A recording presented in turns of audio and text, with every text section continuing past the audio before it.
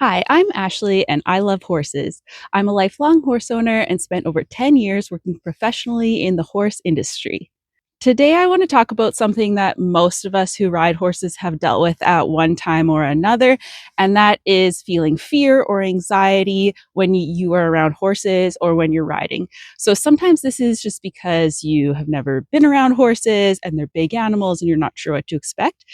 And then there's also the other situation where maybe you had a bad experience.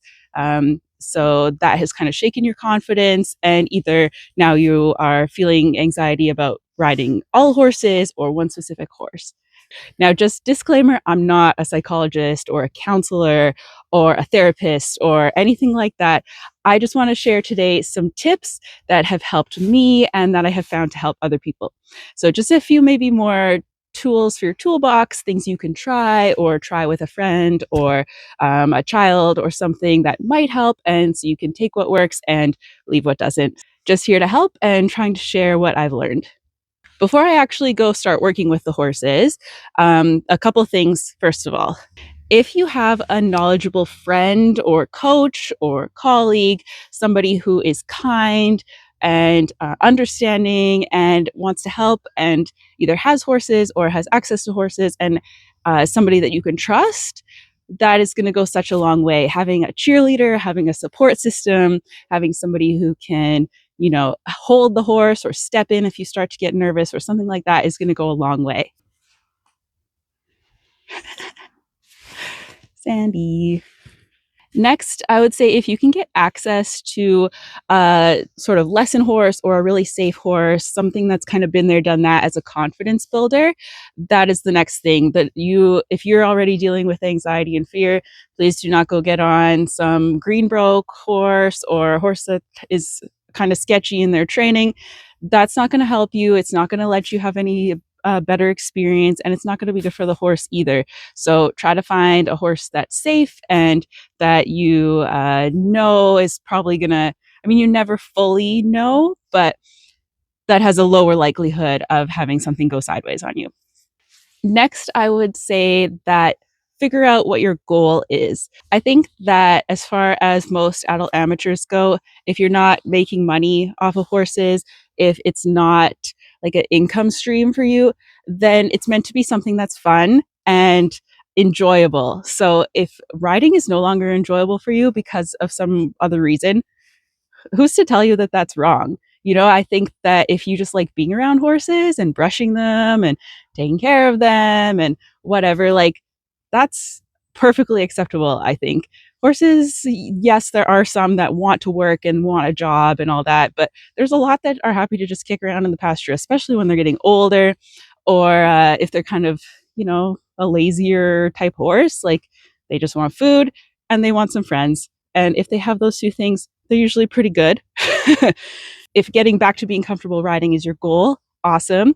If you think my riding days are done, that's fine too. And just because you pick one or the other doesn't mean you have to stay with that forever. If you get back on and you again keep having, bad things happen, maybe take a break or figure out what's going on and before you go jump back on because it's not worth your life. If you think, I think I'm never riding again, and then after a month or two of just kind of being around horses, you're like, I think I want to give it another try. That's awesome. You don't have to stick with anything. Nothing's written in concrete, and it's meant for us to enjoy, right? Before you get in the saddle, I would say try to make sure you're comfortable with horses on the ground first. I know that as horse people, sometimes we are telling people, like, just come over, I'll throw my saddle on my horse and you can get on. And that sounds okay, but when you're somebody who hasn't been around horses much or worked around these animals, they seem really big. And so I think if people are feeling nervous or we want to set them up for success in learning to ride, it is important that they learn to work around the horses on the ground first. And then they also learn how they move, what their body language is, how to sort of begin that communication from the very beginning level, which will translate when they're in the saddle. Once they understand a little bit, even a little bit more, how the horse thinks and how they perceive the world, that translates into the saddle and makes the people feel a little bit more in control. So Moji is watching himself in the camera right now. But he doesn't have a halter on. But if I had a new person with me, I would have him haltered and tied just to make sure that he's not making any sudden or unexpected movements, because even the best horse is probably going to do those things. Just getting a chance to brush the horse, maybe pick up their hooves, maybe not.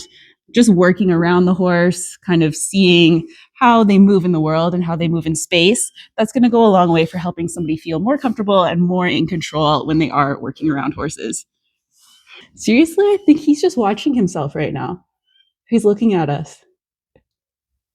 And on that note, I think if you are a nervous person around horses or new to horses, I think that you should be making sure that whoever is your coach or your teacher is giving you that space to kind of do things at your own speed and not pushing you through, especially if you're paying them. You're paying them to be teaching you and to be helping you with what you need. So I think that you should feel empowered to tell them, hey, today, it's my first lesson and I just want to get comfortable on the ground and brushing horses and stuff. If that's what you want to do, like maybe don't sign up for a group lesson, but if you have a private lesson, private coach, or you're just out with a friend, then like just tell them. I think being really honest and not trying to put up like a brave face or trying to convince them or convince yourself that like, oh, I'm not scared. That's not going to turn out good for anybody, right? Anytime you're overestimating your ability, you are setting yourself up for a bad outcome. Making sure that you have good tack is a great idea and that you're comfortable with the tack you're using. So, Western saddle is usually a little bit bigger and more sturdy feeling than an English saddle. It can feel a little bit easier to sit deep. So if you have the option, that might be a good choice. And I use a mounting block. I think that when people are new to riding, using a mounting block makes getting on the horse easier. And also, it's just nicer on your horse. My mounting block is a tree stump. It's a piece of a tree, and it's so you don't have to spend a lot of money or anything. Once you're up on the horse, the first thing you need to do is take some deep breaths, because I think when we get nervous, we start to hold our breath, and then that's just going to make us more nervous because we're not breathing. So if you have a nice quiet horse that will stand like this one, then that's ideal. But also maybe your friend or a helper can just hold the head of your horse so that they stand nicely. So taking a few deep breaths is going to really help. If you can talk to somebody, that makes sure that you're breathing. Or you can try humming. That also helps regulate your nervous system because you're having to breathe out of your nose. So just taking some deep breaths, taking a minute. There's no rush. I'm going to kick my feet out of the stirrups. Kind of slump even. Sit deep. Sit right on my butt. And lean back and forth a little bit. The more you kind of move, your muscles will start to loosen a little bit. Because right at the beginning you're tight, right? So the more you kind of breathe, you move just a little bit here and there, that starts to move your muscles around and you start to feel a little bit more relaxed. So sitting deep, you can stretch out your legs, stretch one leg, stretch the other leg. Once you're starting to feel more comfortable, you can lean a little bit forward. Don't get caught on your horn. You can stretch up to the front of your horse. You can, good boy. You can turn one way, hold on to the back of your saddle. You can turn the other way. Moji's having a I'm learning to just stand still kind of week. So this is good for him too. Apparently he is nice and relaxed. Move your ankles around, just doing kind of everything that you can to move around and relax your body, like you're even just stretching like you would after a workout or something. Stretch your arms out, provided your horse is okay with it. And if you're coming back from anxiety, or if you're a beginner, your horse should be okay with it. This is good for him to be this relaxed doing this too. Pet your horse on the butt. Not hard, just say thank you for the ride. Good job. And then when you're feeling, you can sit there for a long time, but then when you're feeling ready to go, that's when you want to kind of fix your horsemanship, fix your equitation, roll your shoulders a bit, and then you can get set up where you want to go, get your stirrups in. There's just so much to do at the walk that I don't think there's any reason to rush to go any faster until you and the horse are both comfortable.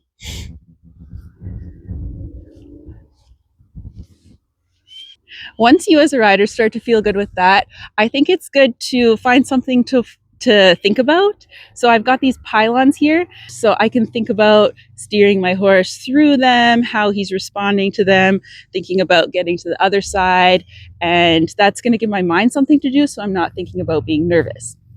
It could be try to, take only 8 steps from here to there. It could be focus on this post and try to get there as straight as you can, and building in some kind of sports, like setting up some barrels or having a friend to talk to and to think about what they're doing, so it's not just about what you're doing. Those are all things that are going to take your mind off your fear and anxiety, and before you know it, you're having fun. Once you've got a solid walk and you're starting to feel more comfortable there, you have won for the day. Like if that's all you want to do and you're back, if that's all you want to do and you're comfortable at that and your horse is comfortable and you are calm, then that's as good a spot as any to end a ride. I think every ride should end with you and your horse feeling calm, if at all possible. I mean, some days are emotional, but you always want to try to end on a good note. So sometimes that means it's a 10-minute ride. Sometimes that means it's a 20-minute ride. It just kind of depends on the day. So I don't think that there's any reason to try to hit some, number that you just picked randomly. It's more about, did you improve? Did your horse improve? And did you enjoy your time there? My very last tip is don't get discouraged. You are trying to do something out of your comfort zone. You are trying to do something that a lot of people never have a chance to do or are never brave enough to do. I think this goes for anything in life, even not horse riding. If there is something that you want to do and you've dreamed about doing, and you have the means and resources and access to do it, don't let fear be the one thing holding you back. These animals are so cool, and the time we can spend with them can be so fun and empowering and confidence building that don't let just one bad experience interrupt that. If you can push through, if you can get through that discomfort, that stepping out of your comfort zone, that asking for help, you're not going to regret it, right? Like those are skills and things that we need for our whole life and that are going to benefit us. And if you can do that, then you can bring so much joy to your life. And you don't want to get to the end of your life and say, I wish I had done that. I wish I had taken full advantage of that opportunity, or I wish I had said yes, or I wish I had pursued this. And I know as you get older, it gets harder, but you're never younger than you are today. At very least, anybody can work on the ground around a quiet, gentle horse. So I just want to encourage you, don't get discouraged. You have a lot of time left. And if it's not today, it could be tomorrow, it could be next week, but it has to be at some point. I just want to encourage you that if horses is still something that you dream about, something that you want to return to or want to try for the first time, take that first step. And a little bit of fear, it does go away. You do get used to working around them. You do start to understand them better. It's just a matter of taking the time, taking the first step, and getting also some knowledgeable people and safe horses around you. So if you have the opportunity and the access to that, I really encourage you to do it. And don't let anxiety and fear be what holds you back. That's it for today's video. That's sort of my sitting on my soapbox. If you want to see more videos like this, want to see more riding videos, videos of my horses or at my barn, definitely check out the rest of my channel and subscribe. I hope you get a chance to go outside this weekend, and I'll see you next time. Bye.